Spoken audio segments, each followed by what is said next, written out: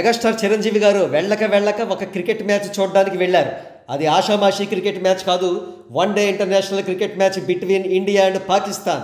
ICC champions trophy 2025లో భాగంగా India and Pakistan మధ్య జరిగిన లీగ్ మ్యాచ్కు దుబాయ్ ఆతిథ్యం ఇచ్చింది.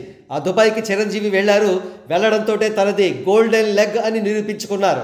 ఎందుకంటే ఈ మ్యాచ్లో సింగిల్ కాదు, డబుల్ కాదు, ఏకంగా ట్రిపుల్ బొనాంజా విక్టరీ జరిగింది. అది ఎలా అంటే ఇండియా గెలిచింది, అది కూడా తన దాయాది దేశం పాకిస్తాన్ మీద. అక్కడతో డబుల్ బొనాంజా అయింది. ఇక చాలా కాలం నుండి ఫామ్లో లేక కొట్టుమిట్టాడుతున్న కోహ్లీ ఏకంగా సెంచరీ చేసి ఇండియాని గెలిపించడంలో కీలక భూమిక పోషించారు. మెగాస్టార్ అడుగుపెట్టిన వేళ విశేషం ఏమిటో ఏకంగా ట్రిపుల్ బొనాంజా విక్టరీ జరిగిందంటూ చిరంజీవి గారు మరియు క్రికెట్ గేమ్ కామన్ ఫ్యాన్స్ ఆనంద డోలికల్లో మునిగి తేలుతున్నారు. ఇకపోతే super duper mass and stylish లుక్తో దర్శనం ఇచ్చిన చిరంజీవి గారి చుట్టూ యువ క్రికెటర్స్ చేరి సందడి చేశారు.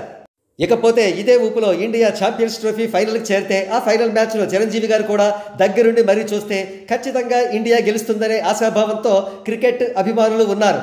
మరి వారి ఆశ నెరవేరుతుందా? చిరంజీవి గారు ఆ ఫైనల్ మ్యాచ్ను కూడా చూడబోతున్నారా? వేచి చూద్దాం.